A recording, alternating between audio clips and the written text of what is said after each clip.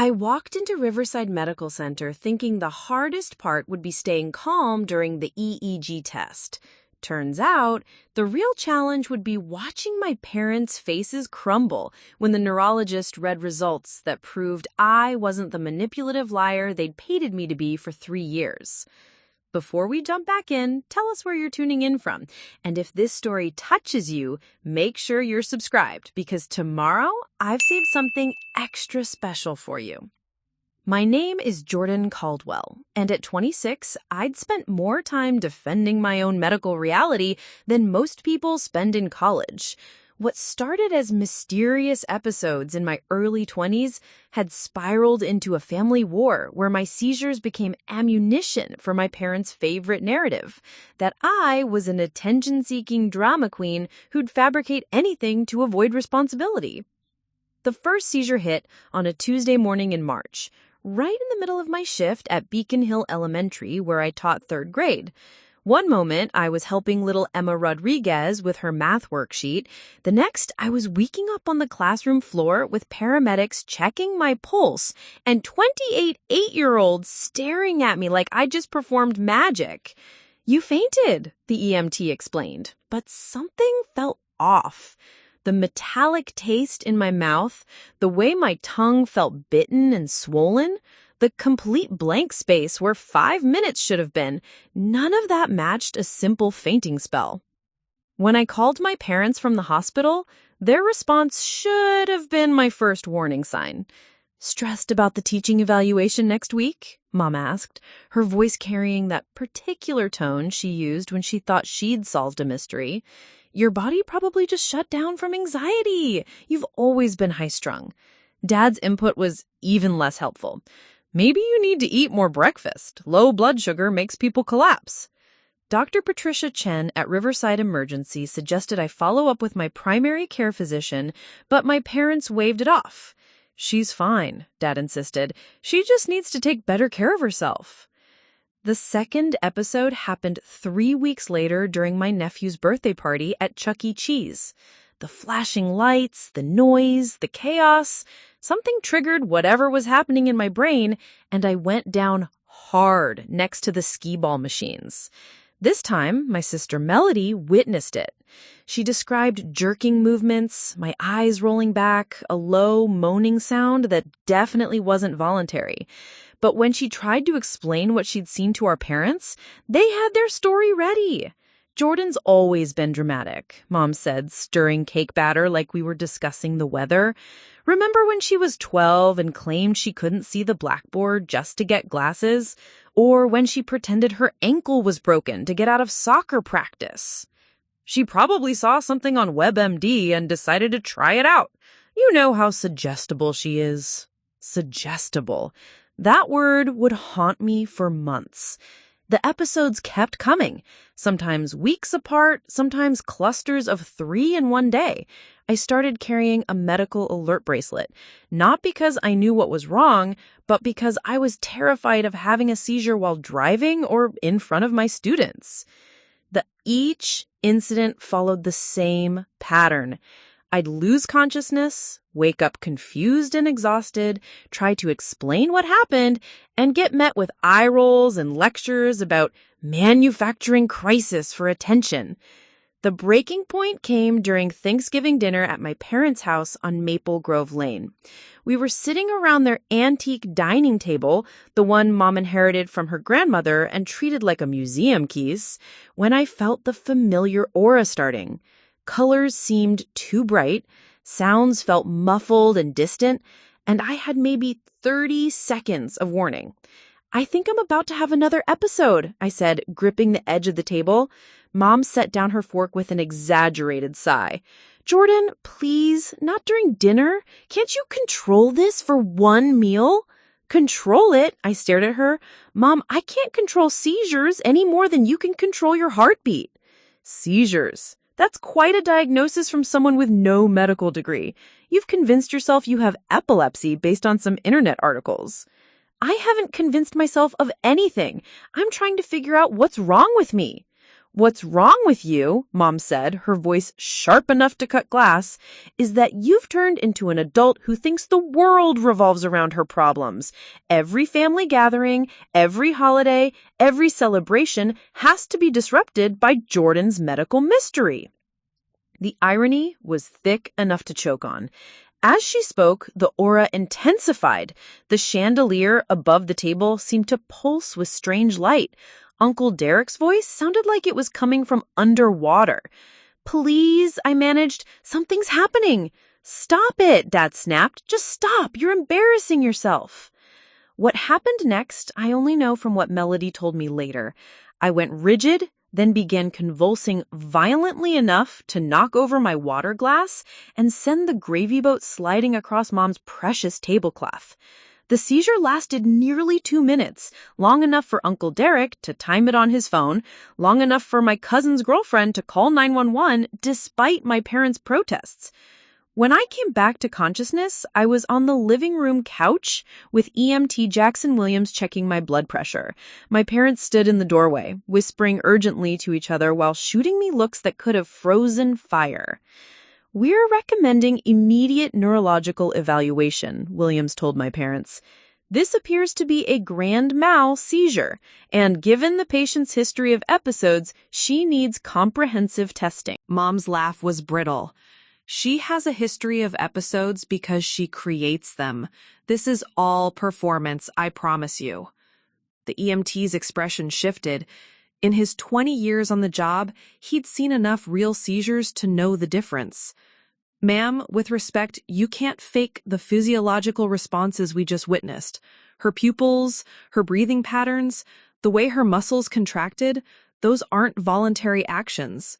"You don't know our daughter," Dad said firmly. "She's been pulling stunts like this since she was little. She'll do anything for attention."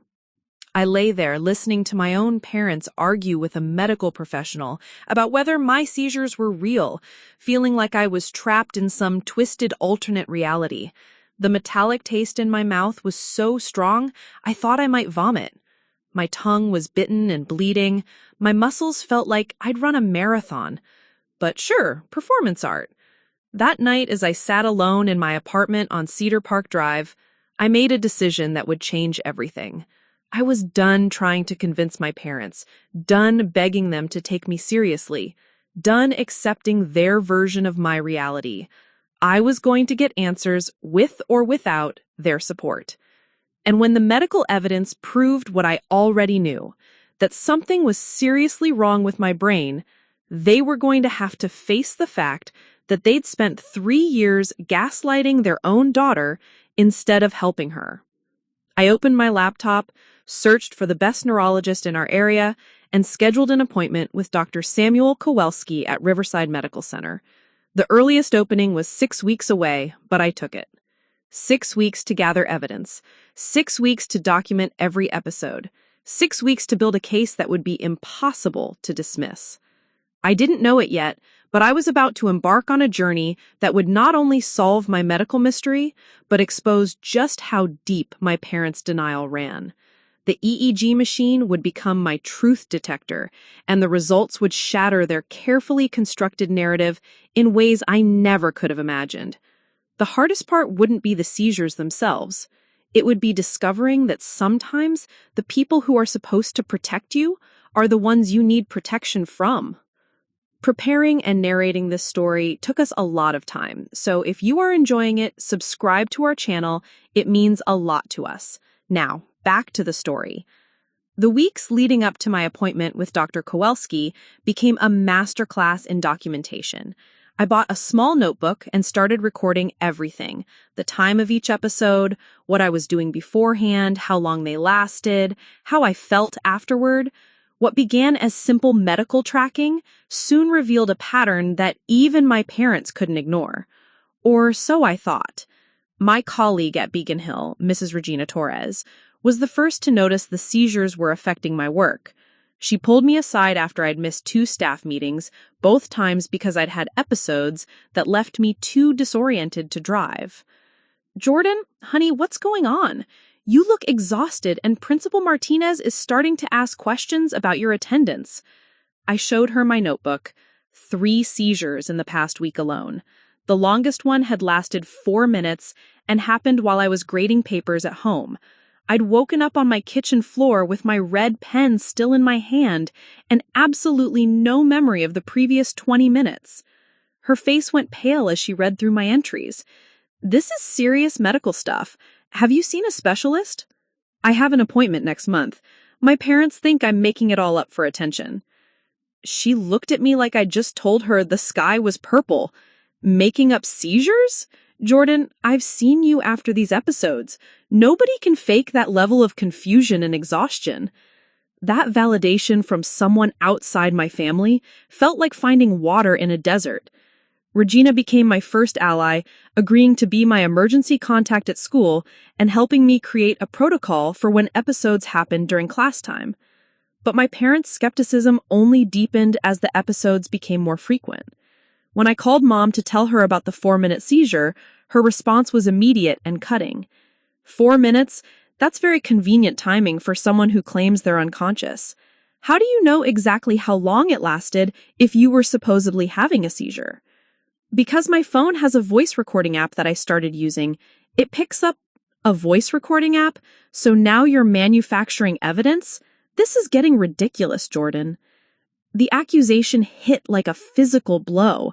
I was using technology to document my medical condition, and she was twisting it into proof of deception. Dad's reaction was worst. During our weekly family dinner at Rosario's Italian restaurant on Pine Street, he laid out what he called the truth about Jordyn's situation.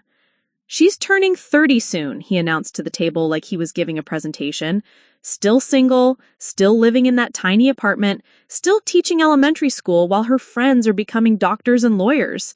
These seizures started right around the time her ex-boyfriend Nathan got engaged to someone else." The table went silent. My cousin Marcus almost choked on his breadstick. Even Uncle Derek, who usually stayed out of family drama, looked uncomfortable. "You think I'm having seizures because Nathan got engaged?" I asked, my voice barely above a whisper. "I think you're having a quarter-life crisis, and you've convinced yourself that having a mysterious medical condition will make people pay attention to you again. It's textbook attention-seeking behavior." "Textbook according to who? Your psychology degree that doesn't exist?" Mom jumped in before Dad could respond. "According to 30 years of watching you turn every minor inconvenience into a major production. Remember when you claimed you had chronic fatigue syndrome in college? Or when you insisted you had ADHD in high school? Now it's seizures. What's next, Jordyn? Brain cancer?" The casual way she threw out brain cancer made my stomach drop. Because the truth was, I'd been wondering the same thing. When you're having unexplained neurological episodes, your mind goes to dark places. "Those were real concerns," I said. "And I was right about the ADHD. I got diagnosed and medicated in college." "You got diagnosed by a campus counselor who probably handed out Adderall prescriptions like candy. That's not the same as a real doctor." Melody, who had been quiet through most of the dinner, finally spoke up. "I was there during the Thanksgiving seizure. What I saw wasn't voluntary. Her whole body was—" "Melody," Dad's voice carried a warning. "Don't encourage this." "Encourage what? Believing what I saw with my own eyes?" "Believing her version of events. You know how persuasive Jordyn can be when she wants something." I stood up so abruptly that my chair scraped against the floor, drawing stares from other diners. "I can't believe you just said that. You think I'm so manipulative that I convinced your own daughter to lie about witnessing my seizures?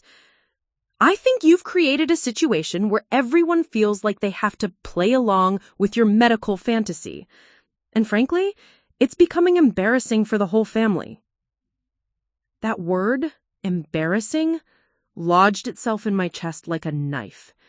Not concerning, not worrying, embarrassing. I grabbed my purse and headed for the exit, but Mom's voice followed me. "Where are you going? You can't just storm out every time someone challenges your story." I turned back, and for the first time in months, I let my anger show completely. My story? I'm not telling stories, Mom. I'm having seizures. Real, actual, documented seizures that are affecting my job, my sleep, my ability to drive safely. And instead of helping me figure out what's wrong, you're sitting in a restaurant explaining to our family why you think I'm lying about being sick. Because you are lying. Dad's voice rose enough to make nearby tables look over. Or at the very least, you're exaggerating normal stress responses and calling them seizures because you like the attention it gets you. Fine. I want proof. I'll get proof.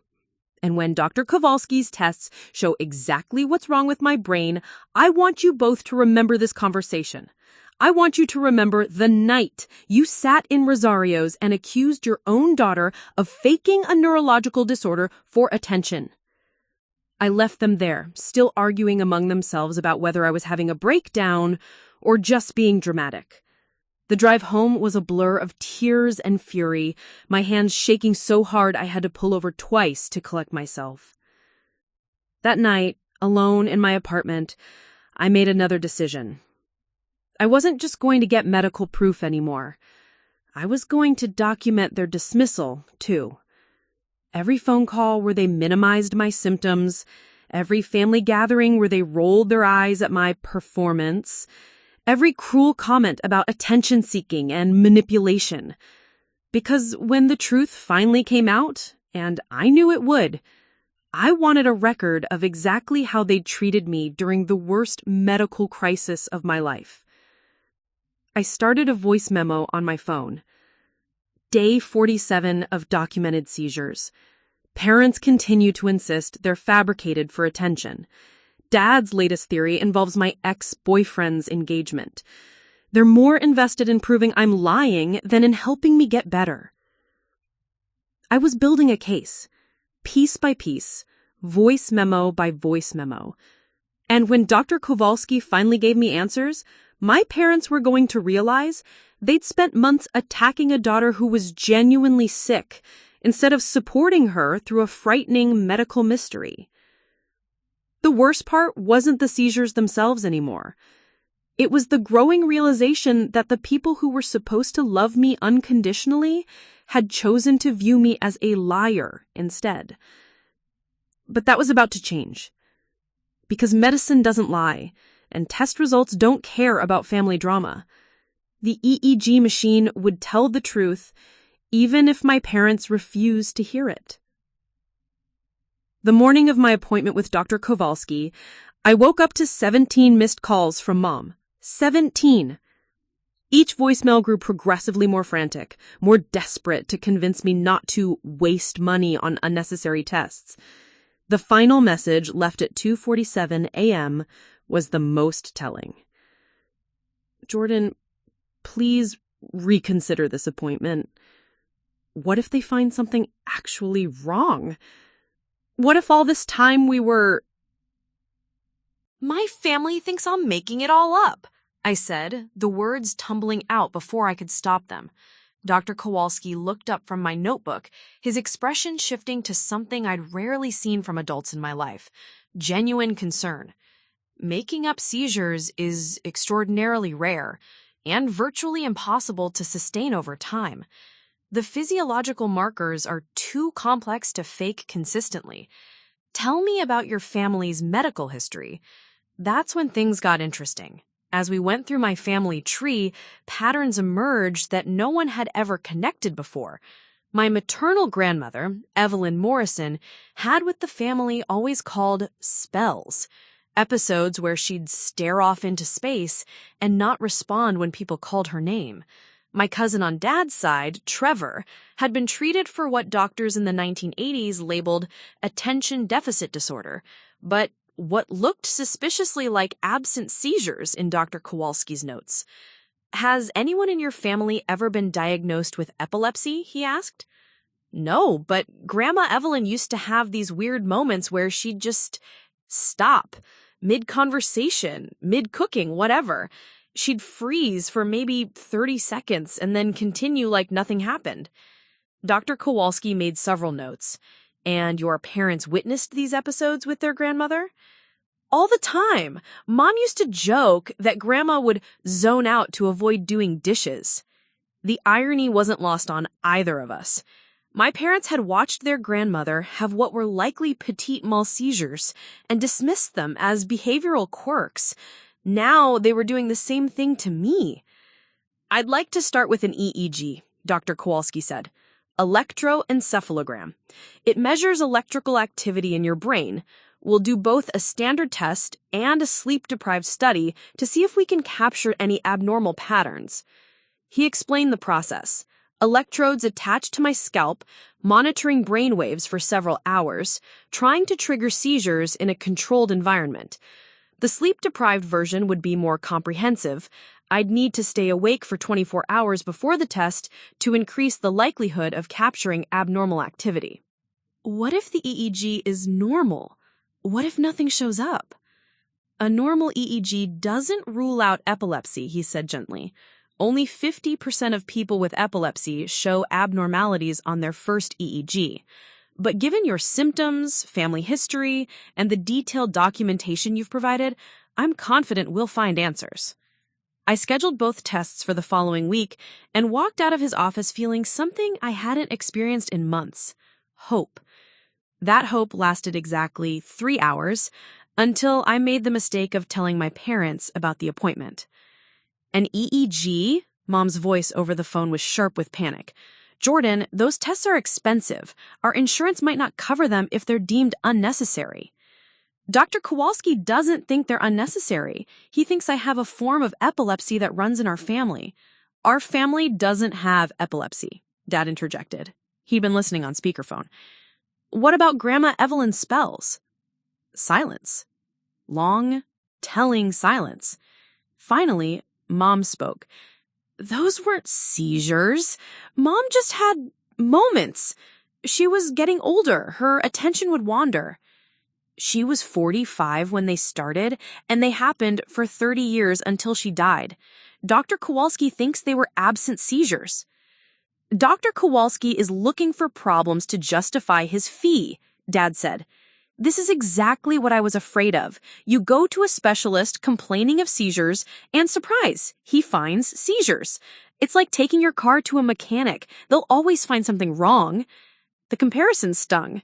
My brain wasn't a car engine, and my seizures weren't a scam to generate repair bills. "I'm doing the tests," I said firmly, "with or without your support." "Fine," Mom said, "but don't expect us to validate this wild goose chase when the results come back normal and you've wasted hundreds of dollars on brain scans. And what if they're not normal? What if the EEG shows exactly what Dr. Kowalski suspects?" Another long silence. When Dad finally spoke, his voice carried an edge I'd never heard before. "Then we'll deal with that if it happens, but I'm not holding my breath." They hung up without saying goodbye. That night, I called Regina Torres to vent my frustration. She'd become my unofficial support system, the person I could talk to without worrying about judgment or accusations. "They're scared," she said after I'd recounted the entire conversation. "Think about it. If you really do have epilepsy, that means they've spent months calling their sick daughter a liar. They're not ready to face that possibility. So they'd rather keep insisting I'm making it all up?" "People believe what they need to believe to sleep at night," Regina said. "But here's the thing. The EEG machine doesn't care what they believe. It only shows the truth." The truth. Such a simple concept, but it felt revolutionary after months of having my reality questioned. I spent the next week preparing for the sleep-deprived EEG like I was training for a marathon. Dr. Kowalski's instructions were specific. Stay awake for 24 hours before the test, avoid caffeine after midnight, and bring someone to drive me home afterwards. Regina volunteered to be my driver and moral support. My parents, when I mentioned needing transportation, suggested I take an Uber. "It's just a brain test, right?" Mom had said. "Not like you're having surgery." Just a brain test. The casual dismissal of something that could finally provide answers to months of medical mystery was classic Mom. Everything was just something when it came to my health. The night before the EEG, I sat in my living room with coffee and determination, forcing myself to stay awake. I watched movies, organized my entire apartment, wrote lesson plans for the next month, and counted down the hours until morning. At 3 a.m., I had another seizure. A big one, lasting nearly 3 minutes according to my phone's timer. I came to on the bathroom floor, my head throbbing and my tongue bleeding from where I'd bitten it. Instead of panic, I felt something unexpected. Satisfaction. The seizure had happened less than 8 hours before my EEG. If there was abnormal electrical activity in my brain, the test would catch it. As I cleaned the blood from my mouth and documented the episode in my notebook, I couldn't help smiling. My parents could doubt me, dismiss me, and minimize my symptoms all they wanted. But the EEG machine would tell the truth, and the truth was about to set me free. The EEG lab at Riverside Medical Center looked like a cross between a recording studio and a spaceship. Banks of monitors lined the walls, displaying squiggly lines that resembled seismograph readings from distant earthquakes. The technician, a cheerful woman named Vanessa Park, greeted me with the kind of professional warmth that immediately put nervous patients at ease. "You're our 24-hour sleep deprivation study, right?" she asked, consulting her clipboard. "How are you feeling? Tired, I hope?" "Exhausted," I admitted. My eyes felt like sandpaper, and I'd caught myself nodding off 3 times during the drive with Regina. "I had a seizure at 3 this morning, so I'm running on adrenaline and desperation." Vanessa's expression shifted to focused interest. Recent seizure activity before an EEG often gives us the clearest results. Let's get you set up. The preparation took longer than I had expected. Vanessa measured my head with a cloth tape measure like she was fitting me for a custom hat, then marked specific points with a red pen. Each electrode placement had to be precise. F3, F4, C3, C4, positions that corresponded to different regions of brain activity. "This paste might feel cold," she warned, squirting conductive gel onto the first electrode. "It helps us get cleaner readings." As she attached each wire to my scalp, I caught sight of myself in the reflection of the monitor screen. I looked like a science fiction experiment, dozens of colorful wires sprouting from my head, connected to a machine that would finally, definitively tell the truth about what was happening in my brain. Regina sat in the corner chair, scrolling through her phone, but glancing up frequently to offer encouraging smiles. "You look very high-tech," she said, "like you're about to communicate with aliens." "Maybe I am. Maybe that's what seizures are. Alien interference." Vanessa laughed as she attached the final electrodes. "Okay, we're all connected. Now I need you to lie back and try to relax. I know that's easier said than done when you're wired up like a Christmas tree." The first part of the test was straightforward, lying still with my eyes closed while the machine recorded baseline brain activity. The electrodes tugged slightly at my scalp, and I could hear the faint electrical humming of the equipment, but otherwise it felt almost meditative. "Beautiful alpha waves," Vanessa murmured, watching the monitors. "Very organized brain activity. Now I'm going to have you open and close your eyes several times." For 45 minutes, we went through various protocols, breathing exercises, hyperventilation to see if it would trigger anything. Different lighting patterns flashed through my closed eyelids. Through it all, the EEG machine drew its precise lines across the computer screens, creating what looked like a complex musical score written by someone who'd never heard music. "Now comes the fun part," Vanessa said with a grin. "Photic stimulation. I'm going to flash lights at different frequencies to see if we can provoke any seizure activity. Some people find it uncomfortable, but it's one of our most effective triggering techniques." She dimmed the room lights and positioned a large strobe light about 18 inches from my face. "Start with your eyes closed. I'll go through different frequencies. Some might feel relaxing, others might be irritating. Tell me immediately if you feel any of your usual warning signs." The first few frequencies were almost hypnotic, gentle, rhythmic flashing that made me want to drift off to sleep. But as Vanessa increased the speed, something began to change. The familiar metallic taste crept into my mouth. Colors behind my eyelids became too bright, too intense. "Something's happening," I said, my voice sounding distant to my own ears. "Keep talking to me," Vanessa said, her tone sharp with professional attention. "What are you feeling?" The aura, the taste, everything sounds far away. My words felt thick and sluggish. "Regina, can you see the monitors from there?" Vanessa called out. "You're about to witness exactly what we're looking for." I wanted to ask what she meant, but the seizure was already pulling me under. The last thing I remember was Regina's voice saying, "Oh my God, look at those patterns." Coming back to consciousness during an EEG felt different than waking up alone on my kitchen floor. Instead of confusion and panic, I felt surrounded by professional calm. Vanessa was adjusting settings on her machines, while Regina held my hand, both of them wearing expressions of intense focus. "How long?" I asked groggily. 2 minutes and 37 seconds, Vanessa said, consulting her notes. "Textbook complex partial seizure with secondary generalization. The machine captured everything." She turned one of the monitors toward me, pointing to a section where the previously organized wave patterns had devolved into chaotic spikes and valleys. "See this? This is your brain during the seizure. These sharp waves and spike discharges are classic epileptiform activity. No question about it." I stared at the screen, mesmerized.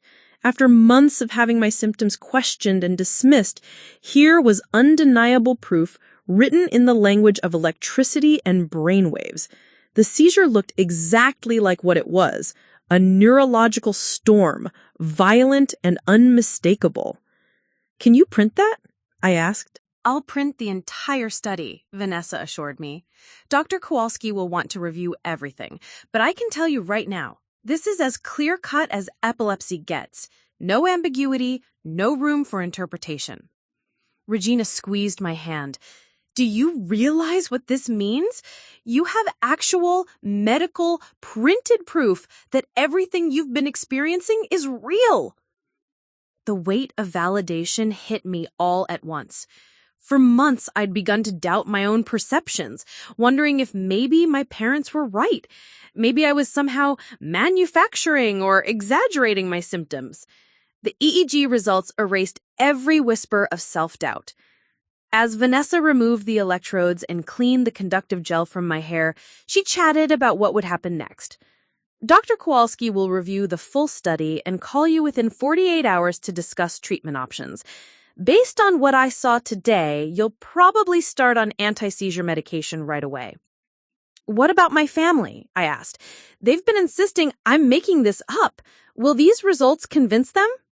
Vanessa paused in her cleanup, giving me a look that was part sympathy, part professional experience with difficult families. EEG results don't lie. They can't be faked, manipulated, or misinterpreted by non-medical people. If your family looks at these patterns and still thinks you're attention-seeking, that says more about them than it does about your condition. Regina drove me home through downtown Millbrook while I clutched the printed EEG results like they were winning lottery tickets.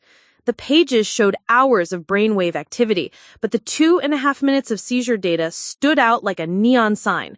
Sharp spikes, chaotic patterns, electrical chaos that could only mean one thing. "Are you going to call your parents?" Regina asked as we pulled into my apartment complex on Birchwood Avenue. "Not yet," I said. "I want to hear what Dr. Kowalski says first. I want the full diagnosis, the treatment plan, everything. When I finally confront them with this, I want it to be complete and irrefutable." That night, I spread the EEG printouts across my kitchen table and studied them like I was preparing for the most important exam of my life. The baseline readings looked orderly and calm, proof that my brain functioned normally most of the time, but those seizure spikes told a story entirely different. I took photos of the most dramatic sections and saved them to a folder on my phone labeled Medical Proof. Then I called my voicemail and listened to the messages I'd accumulated throughout the day. Mom had called 4 times, Dad twice. Even Melody had left a message asking how the test went. But the final voicemail, left by my father just 2 hours earlier, made my blood run cold. "Jordyn, your mother's been worried sick about this EEG thing. We've been talking, and we think maybe it's time for you to consider seeing a therapist instead of more medical tests. This whole seizure fixation is getting out of hand, and we're concerned about your mental health. Call us back. A therapist. After I just had a medically documented seizure captured on an EEG machine, they wanted me to see a therapist for my seizure fixation? I stared at the phone, then at the EEG printout scattered across my table. The contrast between their message and the medical evidence in front of me was so stark, it felt surreal. Tomorrow, Dr. Kowalski would call with my official diagnosis. Tomorrow, I would have a treatment plan and a clear path forward. But tonight, I had something even more valuable than medical answers. Tonight, I had proof that I'd been right all along. Dr. Kowalski's call came at 9:17 a.m. on a Thursday while I was grading spelling tests during my prep period at Beacon Hill Elementary. I had been checking my phone obsessively for 2 days, jumping every time it buzzed with a text or notification that wasn't him. Ms. Caldwell, I have your EEG results. His voice carried the kind of professional satisfaction that comes from solving a complex puzzle. The findings are quite definitive. You have temporal lobe epilepsy with complex partial seizures that occasionally generalize to tonic-clonic episodes. I set down my red grading pen, my hand trembling slightly. So it's real. I really have epilepsy. Very real and very treatable, Dr. Kowalski said warmly. The seizure we captured yesterday showed classic left temporal spike and wave patterns. Your brain has an epileptic focus in the left temporal region, which explains the auras you've been experiencing, the metallic taste, the sense of unreality, the memory gaps. He explained that temporal lobe epilepsy often goes undiagnosed for years because the symptoms can be subtle and are frequently dismissed as psychological issues.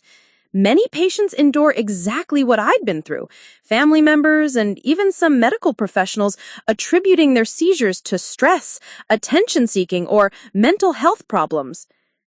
What about treatment? I asked. We'll start you on levetiracetam, brand name Keppra. It's highly effective for your type of seizure activity, and most patients tolerate it well. You should see a significant reduction in seizure frequency within the first few weeks. The conversation lasted 20 minutes as Dr. Kowalski outlined my treatment plan, discussed potential side effects, and scheduled follow-up appointments. When I finally hung up, I sat in my empty classroom staring at my phone, processing the reality that I now had a name for what had been terrorizing me for months. Temporal lobe epilepsy. Not attention-seeking, not psychological manipulation, not quarter-life crisis dramatics. A legitimate neurological condition with a clear treatment path. I immediately called Regina, who answered on the first ring.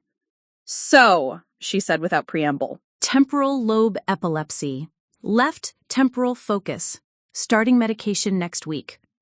Regina let out a whoop that probably startled her entire third-grade class. I knew it! I absolutely knew it! How do you feel? Vindicated, I said, surprising myself with the intensity of the word, and terrified about telling my parents. Why terrified? You have medical proof now. They can't argue with a neurologist's diagnosis. I thought about Dad's voicemail suggesting therapy for my seizure fixation. You'd be surprised what they can argue with. That evening, I drove to my parents' house on Maple Grove Lane with a manila folder containing my EEG results, Dr. Kowalski's diagnosis letter, and a printed summary of temporal lobe epilepsy from the Epilepsy Foundation website.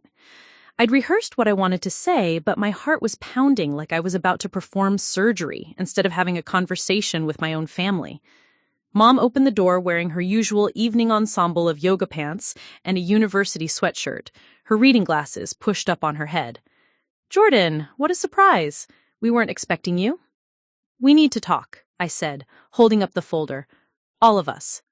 Dad emerged from the living room with his laptop, probably working on quarterly reports for his accounting firm. How did the brain test go? He asked, with a casual tone someone might use to inquire about a dentist appointment. That's what I'm here to discuss, I said, sitting down at their kitchen table without being invited. The EEG results are in. Both parents joined me at the table, and I noticed Mom's hands were already fidgeting with her coffee mug. Dad maintained his skeptical expression, but something in his eyes suggested he was preparing for battle. Dr. Kowalski called this morning, I began, opening the folder. I have temporal lobe epilepsy. Here's the official diagnosis. I slid the letter across the table. Dad picked it up first, scanning it quickly before passing it to Mom. Her face went pale as she read. This says you have a seizure disorder, she said quietly. Yes, a real, medical, neurological seizure disorder. Not psychological, not attention-seeking, not related to Nathan's engagement or my career stress or my supposed need for drama. Dad cleared his throat. One doctor's opinion doesn't necessarily mean it's not one doctor's opinion, I interrupted, pulling out the EEG printouts. These are my brainwaves during a seizure that happened in the lab. You can see the electrical abnormalities. I spread the EEG papers across their kitchen table like evidence in a murder trial.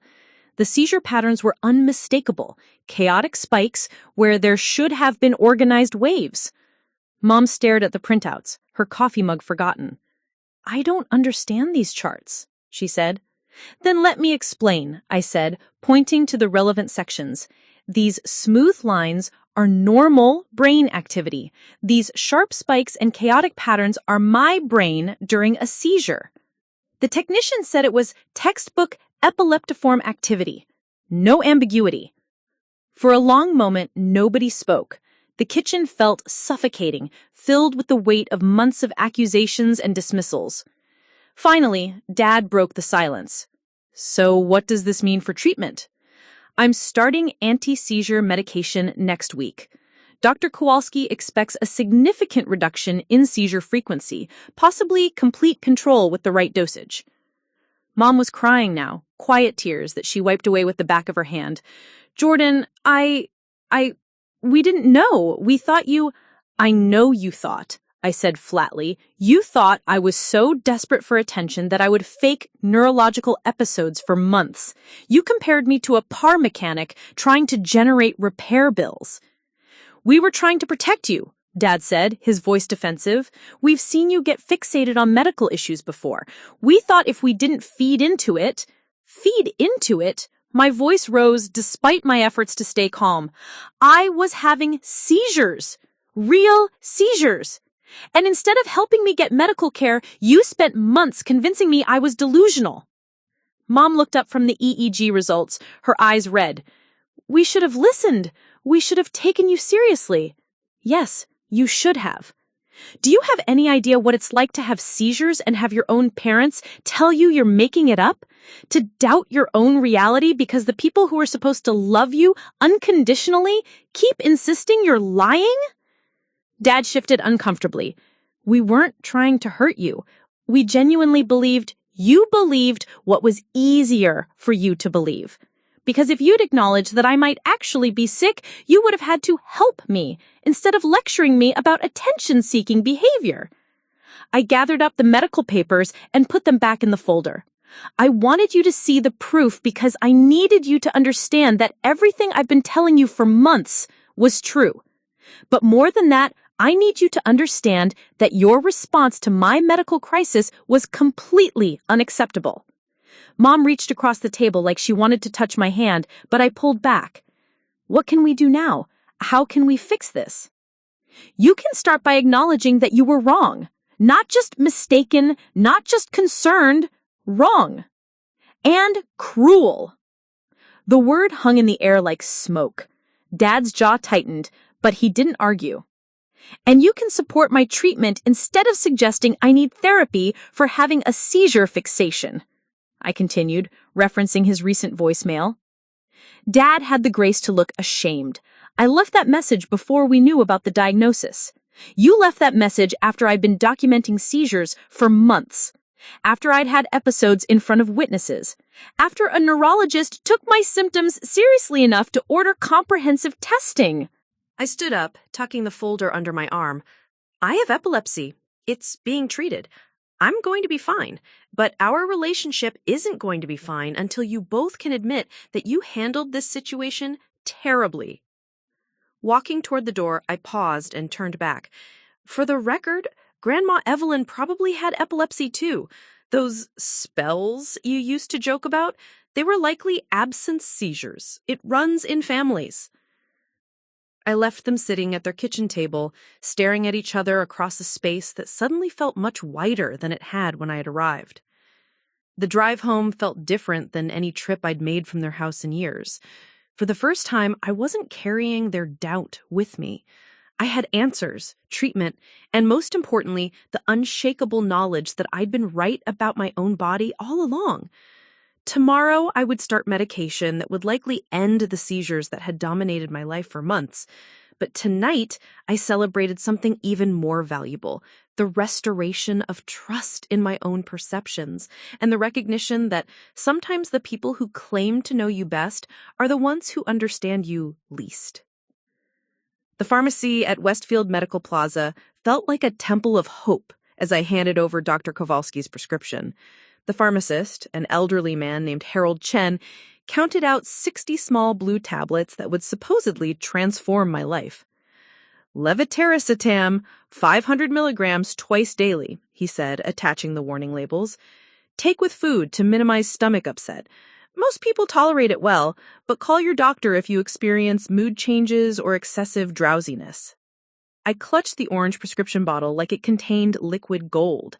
After months of seizures ruling my schedule, my sleep, my ability to drive safely, I was finally holding something that could give me control back. The first week on Kepro was rough.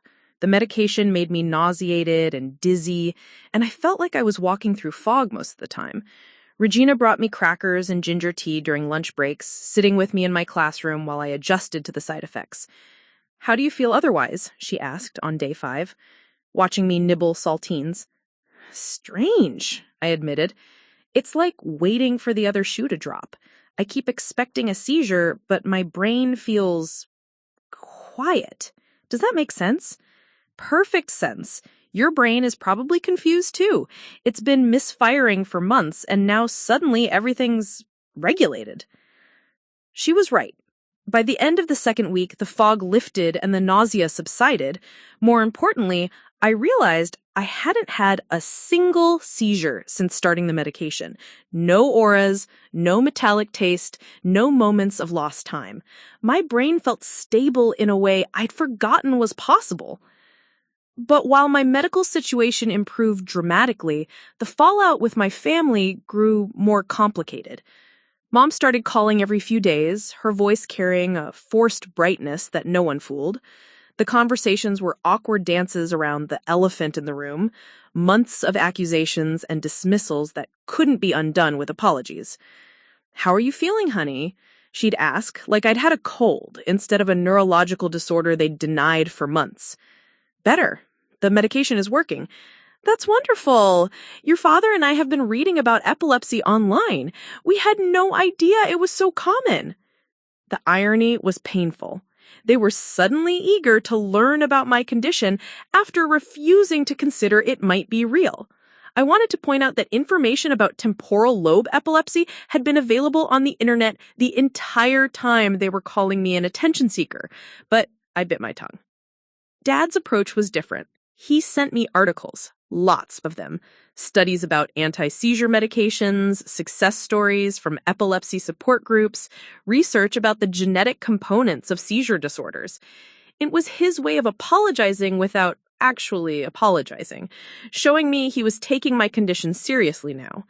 The articles annoyed me more than they helped. Where was this research-driven concern when I was begging them to believe my symptoms were real? 3 weeks into my treatment, the situation reached a breaking point during Sunday dinner at their house. I'd been medication-free of seizures for 21 days, and my confidence was returning. But sitting at their dining room table, listening to them discuss my epilepsy like it was a recent development, rather than something I'd been fighting alone for months, my patience snapped. "We're so relieved you're doing better," Mom said, passing the mashed potatoes. "It must be such a comfort to finally understand what was wrong." I understood what was wrong months ago. I knew I was having seizures. I documented them, timed them, described them to you in detail. The only difference now is that a doctor with a medical degree confirmed what I already knew. Dad set down his fork. Jordyn, we're trying to be supportive now. Now, I repeated. Now. You're trying to be supportive now, but where was the support when I was scared and confused and having seizures every few days? Where was it when I was missing work because I was too disoriented to drive? When I was documenting episodes in a notebook because I thought I might be losing my mind? We made mistakes, Mom said, her voice small. You made choices.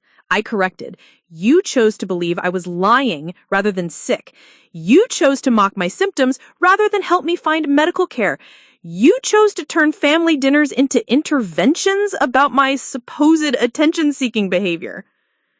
The room went quiet except for the ticking of their grandfather clock in the hallway. Melody, who had been silent through most of the meal, finally spoke up. I tried to tell you guys what I saw during that seizure at Chuck E. Cheese and at Thanksgiving. You wouldn't listen to me either. Dad turned to her, surprised. You never said we wouldn't listen. Because you made it clear that supporting Jordyn meant going against the family narrative, Melody said. You'd already decided she was faking it. Anyone who suggested otherwise was just enabling her behavior. I looked at my sister with gratitude. She'd been caught in the middle, watching me suffer while our parents insisted I was performing. What do you want from us? Dad asked, his voice tired. We can't change the past. We know we were wrong. What more can we do? It was a fair question, and one I'd been wrestling with for weeks. What did I want from them? An apology? They'd offered several, though none that fully acknowledged the depth of harm they'd caused. A promise to do better in the future? Easy enough to make, harder to trust. I want you to understand that this isn't just about being wrong, I said slowly. It's about how you treated me when I was vulnerable. I came to you scared and sick, and you responded by attacking my character and my sanity. That damage doesn't disappear just because a doctor validated what I was telling you. Mom's eyes filled with tears. We were scared too. We didn't want you to be really sick. So you decided I wasn't sick at all. That's not how reality works, Mom. Your fear doesn't get to override my medical condition. I pushed back from the table, suddenly exhausted by the circular nature of the conversation. I need time. I'm glad you're trying to understand epilepsy now, but I can't pretend the last few months didn't happen just because you're ready to move forward. Driving home to my apartment on Sycamore Street, I felt the weight of complicated emotions. Relief that my seizures were controlled, anger at my parents' months of dismissal, sadness that our relationship had been damaged in ways that might never fully heal. But underneath it all was something I hadn't felt in a long time, pride in myself. I'd advocated for my own health when no one else would. I'd trusted my body's signals even when my family insisted I was delusional. I'd found medical care and treatment without their support. The next morning at school, Principal Martinez called me into her office. I braced myself for bad news. Maybe the seizures had affected my job performance more than I had realized. Instead, she smiled broadly. I wanted to let you know that several parents have commented on how much more energetic and focused you seem lately. Whatever changes you've made in your health routine are clearly working. I thought about telling her about the epilepsy diagnosis, but decided against it. My medical condition wasn't anyone's business unless I chose to share it. Thank you, I said simply. I'm feeling much better. Walking back to my classroom, I realized that the people who mattered most, my students, my colleagues, my friends like Regina, had never questioned my integrity or my sanity. They'd supported me through a medical crisis without demanding proof or accusing me of manipulation. My parents' response said more about them than it had ever said about me. And while their validation would have meant everything 6 months ago, I was discovering I no longer needed it to feel whole. That afternoon, I threw away the notebook where I'd been documenting seizures for months. The pages filled with times, dates, and desperate descriptions of symptoms I couldn't control felt like artifacts from a different life. My phone buzzed with a text from Dr. Kowalski's office. Lab results show therapeutic drug levels. Continue current dosage. Next appointment in 3 months. I saved the message and smiled. For the first time in months, my future felt predictable in the best possible way. Seizure-free, medication-stable, and finally free from the exhausting work of convincing people to believe my own lived experience. Sometimes healing isn't just medical, it's learning to trust yourself, even when the people who claim to love you don't. 6 months after starting Keppra, I sat in Dr. Kowalski's office for my follow-up appointment, marveling at how normal the visit felt.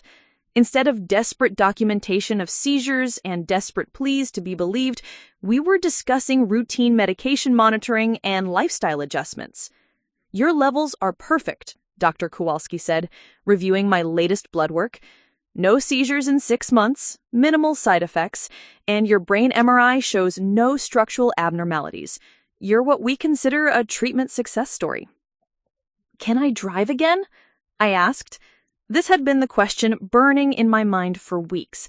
I'd been relying on Regina, Uber, and public transportation since the seizure started, but my restricted license was eligible for reinstatement after 6 months seizure-free. "Absolutely. I'll sign the DMV forms today. You've earned your independence back." Walking out of Riverside Medical Center with my driving clearance paperwork felt like graduation day. I called Regina from the parking lot, practically bouncing with excitement. "I can drive again. I can take weekend trips, go grocery shopping without planning around bus schedules, visit my sister whenever I want." "This calls for celebration," Regina said. "Wine bar tonight? I'll pick you up one last time." That evening at Meridian Wine Company on 5th Street, we toasted my medical milestone with glasses of Sauvignon Blanc. The bar was crowded with young professionals unwinding after work, and for the first time in months, I felt like I belonged in that normal world again. "So what's next?" Regina asked.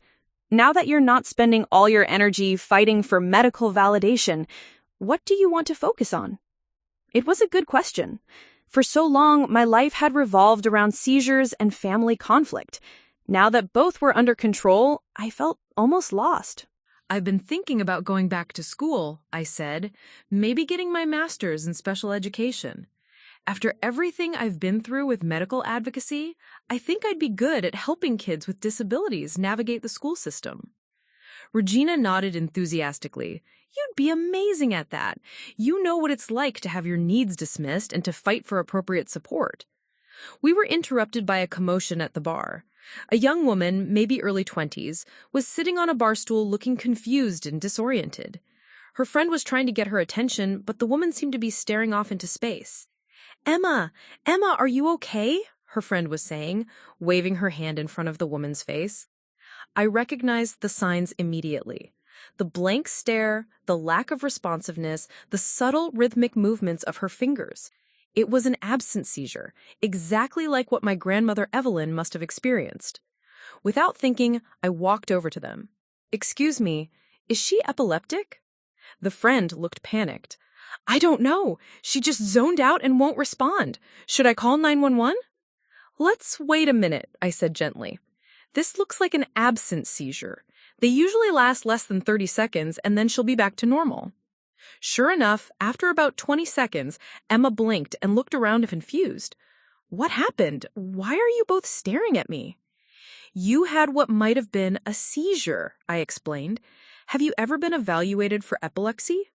Emma's face went pale. "Seizures? But I didn't fall down or shake or anything." "Not all seizures look like what you see in movies," I said. "Have you had episodes like this before? Times where you zone out and people can't get your attention?"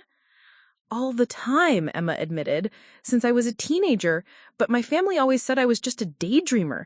They joke that I go to Emma land for a few seconds." The parallels to my own experience and my grandmother's dismissed spells were unmistakable. Here was another woman whose seizures were being minimized and dismissed by family members who didn't understand the medical reality. I pulled out one of Dr. Kowalski's business cards that I kept in my wallet. "You should see a neurologist. What you just experienced could be absence seizures, and they're very treatable." Emma took the card hesitantly. "Do you really think it could be seizures? My mom always says I just have attention problems." Trust your instincts about your own body. I think of all the times I doubted myself because of my parents' dismissals. If something feels wrong, get it checked out by a medical professional, not by family members who aren't doctors. Walking back to our table, Regina gave me an admiring look. That was amazing. You probably just changed that girl's life. Maybe. Or maybe she'll go home and her family will convince her she's overreacting, just like mine did. But you planted the seed. You gave her information and resources. What she does with them is up to her. A week later, I got an unexpected call from Emma. She'd found my number through the school where I taught. Her younger brother was a student there. I wanted to thank you, she said. I saw the neurologist you recommended. You were right. I have absence epilepsy and I'm starting medication next week. How did your family react to the diagnosis? Exactly like you probably expected. My mom said the doctor was just looking for problems to solve, and my dad thinks I'm making a big deal out of nothing. But I'm 23 years old, and I can make my own medical decisions. Good for you, I said. It's hard to advocate for yourself when your family doesn't support you, but it's worth it. The neurologist said untreated absence seizures could have affected my job performance and my driving safety. I could have been having seizures while driving and not even known it. After we hung up, I felt a sense of completion I hadn't expected. My own medical journey had prepared me to help someone else navigate theirs. The months of fighting for validation and treatment suddenly felt purposeful in a way they hadn't before. This realization coincided with an unexpected conversation with my mother. She called on a Saturday morning while I was grading papers at my kitchen table.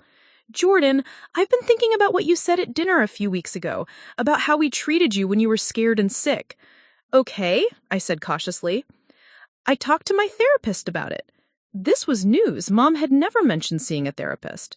She helped me understand that when we're afraid of something being true, we sometimes attack the messenger instead of facing the reality. Mom, are you saying you went to therapy because of how you handled my seizures? I went to therapy because I realized I had damaged my relationship with my daughter, and I didn't know how to fix it. She helped me see that apologizing isn't enough when you've caused real harm. I need to understand why I reacted the way I did and make sure it never happens again. I set down my red grading pen, surprised by this development. What did you figure out? That I was terrified of you being seriously ill, and it was easier to convince myself you were exaggerating than to face the possibility that my daughter had a chronic medical condition. It was selfish and cruel, and I'm working on understanding why I chose denial over support. This was the most honest conversation we'd had since my diagnosis. For the first time, Mom seemed to grasp that her behavior had been about managing her own fear rather than helping me. I appreciate you telling me this, I said, and I'm glad you're working on it. But I need you to understand that rebuilding trust takes time. I know. The therapist I'm seeing, she explained that trust has to be earned back through consistent actions, not just words. We talked for another 20 minutes about practical ways she could support me moving forward. No more unsolicited medical articles. No more attempts to minimize the impact of the months when they didn't believe me. No more rushing to move past the damage before it was fully acknowledged. When I hung up, I realized something had shifted. My anger at my parents was evolving into something more complex. Disappointment mixed with cautious hope. They were finally doing the work to understand their mistakes, even if it was months too late. That afternoon, I drove to Cedar Lake Park, my first solo road trip since getting my license back. Sitting by the water, watching families have picnics and kids play on the playground, I reflected on how much had changed in less than a year. I'd gone from a woman whose reality was constantly questioned to someone who could spot medical symptoms in strangers and guide them toward appropriate care. I'd evolved from someone who needed her parents' validation to someone who could set boundaries about how she wanted to be treated. The seizures had been terrible, but fighting for proper medical care had taught me something invaluable about advocating for myself. And maybe, eventually, that hard-won skill would help me rebuild my family relationships on stronger, more honest ground. My phone buzzed with a text from Emma. Started medication today. already feeling more alert and focused. Thank you for believing me when no one else would. I smiled and typed back, believe yourself first. Everyone else's opinion is just commentary. The sun was setting over Cedar Lake, painting the water in shades of gold and amber. For the first time in months, I felt genuinely optimistic about the future, both the medical part and the family part. Some battles are worth fighting, even when you have to fight them alone. 1 year after my first seizure at Beacon Hill Elementary, I stood in the conference room at Northern State University's Graduate School of Education, defending my application for their Special Education's master's program. The admissions committee sat across from me, 3 professors and a practicing special education coordinator, reviewing my personal statement and transcripts. Dr. Patricia Hernandez, the program director, looked up from my essay. Your personal statement mentions a significant health challenge that influenced your career goals. Can you elaborate on how that experience shaped your perspective on advocacy? I'd prepared for this question, but it still took me a moment to find the right words. I have epilepsy, diagnosed about 18 months ago. But the medical condition itself wasn't the most challenging part. It was fighting to be believed by the people who should have supported me most. That experience taught me that sometimes the biggest barriers to proper care aren't medical, they're social and familial. Professor James Wright, a tall man with graying hair, leaned forward. How would that translate to your work with special education students? Students with disabilities often face the same dismissal and minimization I experienced. Parents, teachers, even healthcare providers sometimes assume kids are exaggerating symptoms, seeking attention, or simply not trying hard enough. My job would be to be the advocate I needed but didn't have. The interview lasted 45 minutes, covering my teaching experience, my understanding of disability law, and my long-term career goals.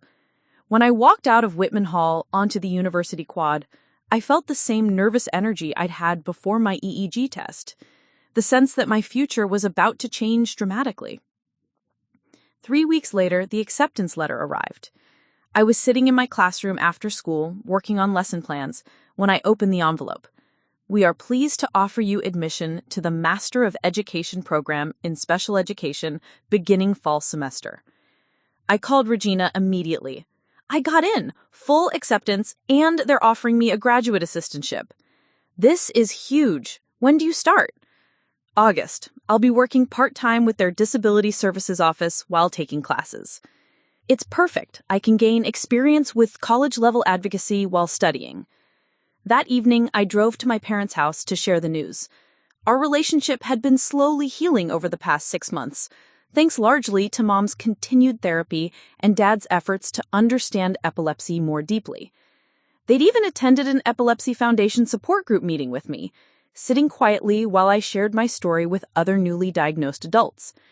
I found them in their backyard garden, Dad planting tomatoes while Mom weeded the herb section.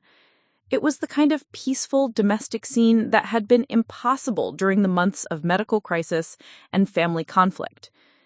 I have news, I announced, waving the acceptance letter. I got into the Special Education Master's program at Northern State. Mom straightened up from her weeding, soil-stained gloves forgotten. Jordyn, that's wonderful. When do you start? Fall semester. I'll be working part-time with their Disability Services Office while taking classes. Dad walked over, brushing dirt from his hands. Special education. That's inspired by what you went through, isn't it? Partly, but also by what I learned about myself. I'm good at fighting for people who need an advocate, and I want to use that skill professionally. We sat on their patio furniture, the same chairs where I'd once felt so isolated and dismissed, and talked about my future plans. The conversation felt normal in a way that would have seemed impossible a year ago. I'm proud of you, Mom said quietly. Not just for getting into graduate school, but for how you handled everything. You were stronger than we gave you credit for. I had to be strong, I said. I didn't have much choice. Dad cleared his throat. We should have been your strength instead of another obstacle. I think about that a lot. These moments of acknowledgement had become more frequent as my parents worked through their own understanding of what had happened. They weren't trying to rewrite history or minimize their mistakes, just acknowledging them and trying to do better. A month before starting graduate school, I got a call that brought everything full circle. Dr. Kowalski's office was developing a patient education program for newly diagnosed epilepsy patients, and they wanted me to help design it. We need someone who understands both the medical aspects and the social challenges, his nurse coordinator, Lisa Park, explained during our meeting at the medical center. Your experience with family dismissal is unfortunately very common. We think sharing your story could help other patients navigate those dynamics. What would that involve? Speaking at support groups, helping write educational materials for families, maybe even training healthcare staff on how to recognize when patients aren't getting appropriate support at home. I accepted immediately. The idea of turning my worst medical experience into a resource for others felt like the perfect synthesis of everything I'd learned. My first presentation was to a support group for newly diagnosed adults at Riverside Community Center on Oak Avenue. 15 people sat in a circle, teachers, mechanics, college students, retirees, all dealing with the life-changing reality of epilepsy. How many of you faced skepticism from family members when your seizures started? I asked. 11 hands went up. How many were told your seizures might be psychological, attention-seeking, or stress-related? 9 hands. How many felt like you had to prove you were really sick? 13 hands. The universality of the experience was both heartbreaking and validating. I shared my story, the wedding seizure at Chuck E. Cheese, the family dinner confrontation, the months of documentation and self-doubt, and the vindication of the EEG results. After my presentation, a middle-aged man named Robert approached me. My wife keeps saying I'm using seizures to avoid household chores. She thinks if I really tried, I could control them. Have you shown her educational materials about epilepsy? She won't read them, says doctors just want to sell medications. I gave him copies of the family education packets Dr. Kowalski's office had developed. Sometimes people need to hear the same information from multiple sources before they believe it. Don't give up on advocating for yourself. A young woman named Sophia waited until the room cleared to talk to me privately. My parents are convinced my seizures are demonic possession. They want me to stop taking medication and rely on prayer. This was more serious than family skepticism. This was potentially dangerous. I connected her with a social worker who specialized in medical neglect cases and made sure she had resources for maintaining her medication regimen independently. Driving home that night, I reflected on how much had changed since my first seizure. I'd gone from a woman whose reality was constantly questioned to someone who could provide validation and resources to others facing similar challenges.